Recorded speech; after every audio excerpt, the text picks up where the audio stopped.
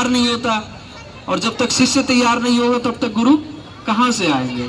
आज का समय यह है कि गुरु शिष्य को वर्ण करने के लिए घूम रहा है, लेकिन शिष्य तैयार नहीं है।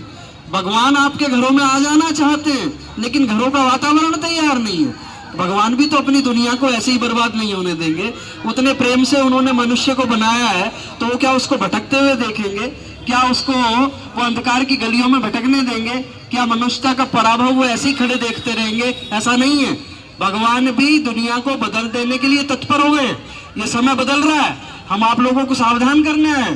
अब कलयुग जाता ही है और सतयुग आने ही वाला है, लेकिन उसके लिए जैसे दीपक बढ़ने से पहले फड़फड़ाता है, तो हम लोगों को आजकल कलयुग की विभीषिकाएं बड़े जोरों से फड़फड़ाती दिखाई देती है। चारों तरफ नकारात्मकता दिखाई देती है, चारों तरफ अंधकार दिखाई देता है, चारों तरफ हमें यह लगता है कि अब शायद इस दुनिया ये बचेगी नहीं। मनुष्य के खून का प्यासा दिखाई देता है। लेकिन 21वीं सदी उज्जवल भविष्य का नारा देने वाले परम पूज्य गुरुदेव या आपको उनकी तरफ से हम आश्वासन देते हैं कि जल्दी ही युग बदलेगा, लेकिन उससे पहले हम लोगों को तैयार होना पड़ेगा। और उस तैयारी के निमित्त ही हम आप लोगों के पास आए। हम लोग अपने आप को भीतर से तैयार कर लेंगे। जिस दिन हम अपने आप को भीतर से तैयार कर लेंगे, सदगुरु आपके भीतर अपने आप प्रकट हो जाएंगे, ईश्वर आपके घर में अपने आप प्रकट हो जाएंगे, आपके मन में अपने आप प्रकट हो जाएंगे।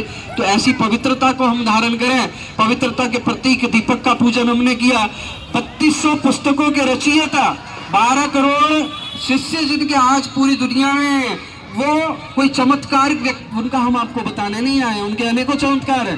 12 करोड़ व्यक्तियों में से किसी से भी पूछोगे तो वो आपको बताएगा कि इस गुरु से मिलकर हमने क्या पाया। बस आज हम तो आपको यही बताना चाहते हैं कि अगर गुरु बनाना है तो जैसे कहते हैं ना, पानी पियो छानकर और गुरु करो जानकर।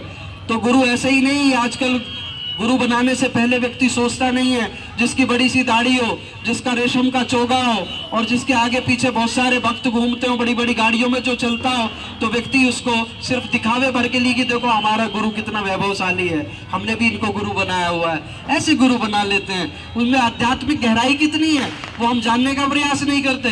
गुरुदेव ने 24 वर्षों तक 24 लाख के 24 पुरुष चरण गायत्री के किए, तब जाकर के उन्होंने प्रथम दीक्षा दी। वशिष्ठ और विश्वामित्र ने जितना, दोनों ने मिलाकर के जितना तप किया था, गुरुदेव ने उतना एक जीवन में तप किया। इतना तपस्या करने के बाद, हिमालय की कंदराओं में तप करने के बाद, 3200 पुस्तकें लिखने के बाद, 24 वर्षों तक गाय को जौ खिलाकर, उस जौ को गोबर में निकलने के बाद उस जौ को धोकर उससे बनाई हुई रोटी सिर्फ 24 वर्षों तक एक समय गाय के मठा से वो खाते थे। और न नमक, न चीनी, न दूध, न चाय, न फल, सिर्फ वही 24 वर्षों तक खाया। इतना तपने के बाद उन्होंने पहली दीक्षा दी। तो हम लोगों को गुरु जानकर करना चाहिए। और उनके चमत्कार अनेकों हैं, लेकिन हम आपको यहाँ चमत्कार बता करके अपने गुरु का परिचय देना नहीं चाहते। हम लोग ये बताना चाहते हैं कि ये क्रांतिकारी गुरु है। हम ये बताना चाहते हैं कि इन्होंने लोगों के मनों को बदलने का ठेका लिया है। कोई लेता है अपने परिवार को बदलने की, आजकल किसी की योजना नहीं है। गुरुदेव ने योजना बनाई, युग निर्माण योजना, युग के निर्माण करने की योजना। और वो युग निर्माण कैसे होगा? आपके और हमारे निर्माण से होगा, आपके और हमारे बालकों के निर्माण से होगा। हम लोग तो मुंह मोड़ते हैं, हम लोग अपने टीवी में, अपने फोन पर व्यस्त रहना चाहते हैं, बालक अपने फोन में व्यस्त रहना चाहते हैं, हम बच्चों को समय देना नहीं चाहते, तो उनका निर्माण कहाँ से होगा? निर्माण तो माता को करना था, माता निर्माता भवती। लेकिन जब माता ही अनजान तो बालक कैसे बने महान? माता को सुजान बनना होगा, माता को उठकर खड़ा होना होगा। माता, गुरुदेव ने कहा 21वीं सदी नारी सदी। यदि व्यक्ति बाहर जाकर रोजी रोटी कमाने में व्यस्त है, तो महिला की ये जिम्मेदारी है कि वो परिवार का वातावरण बनाए। कैसे बनाए? आप लोग उससे जुड़िए, गुरुदेव का साहित्य पढ़िए। 108 कुंडी यज्ञ में आइए, वहां आपको साहित्य पढ़ने के लिए मिलेगा। शांति कुंज हरिद्वार आपका खुला निमंत्रण है, कभी भी जाइए, आपको पूछने की जरूरत नहीं है। कभी भी जाओगे आपका स्वागत होगा। वहाँ रहने का कोई शुल्क नहीं है, वहाँ खाने का कोई शुल्क नहीं है। 1 दिन रहिए, 2 दिन रहिए, 3 दिन रहिए। पूरे आश्रम का ऋषिकेश हर की पौड़ी पर अगर आप जाएंगे ऋषिकेश रोड पर, तो 4 किलोमीटर 3.5 किलोमीटर आगे जाकर सीधे हाथ पर शांति कुंज हरिद्वार के नाम से बहुत बड़ा आश्रम है।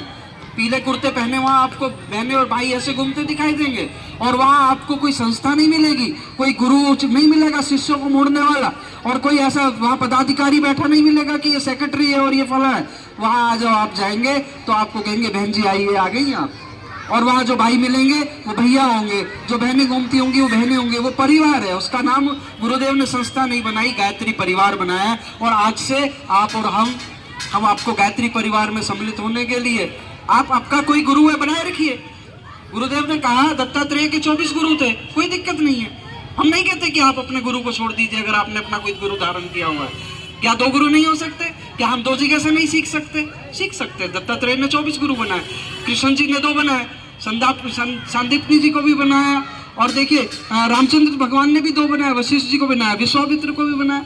तब जहाँ से सीखने को मिले सीखना चाहिए। आप एक बार जाइए, साहित्य पढ़िए, अपनी जिम्मेदारी को समझिए, वरना कल हम लोग रोते रहेंगे, पछताते रहेंगे और अपने परिवार का निर्माण नहीं कर पाएंगे। आइए हम यज्ञ क्रम में आगे बढ़ते हैं।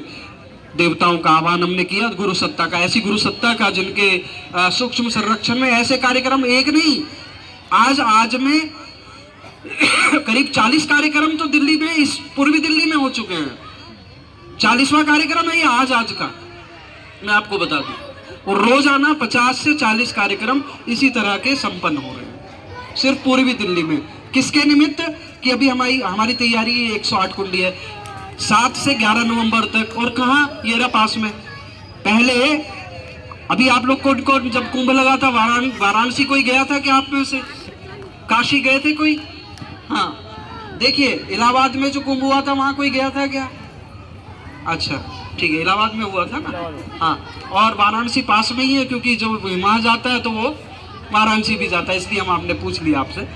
देखिए इतनी दूर हम क्यों जाते हैं? क्योंकि वो तीर्थ क्षेत्र है। अगर वाराणसी जाएंगे तो वहाँ 10 अश्वमेघ घाट है, वहाँ 10 अश्वमेघ हुए हैं, इसलिए उसका नाम है 10 अश्वमेघ घाट।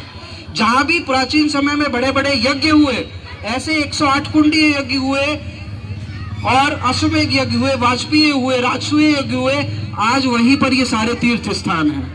तो ऐसा तीर्थ अगर आपके क्षेत्र में चलकर आ रहा है तो 5-6 किलोमीटर हम लोगों को जाने में क्या दिक्कत है?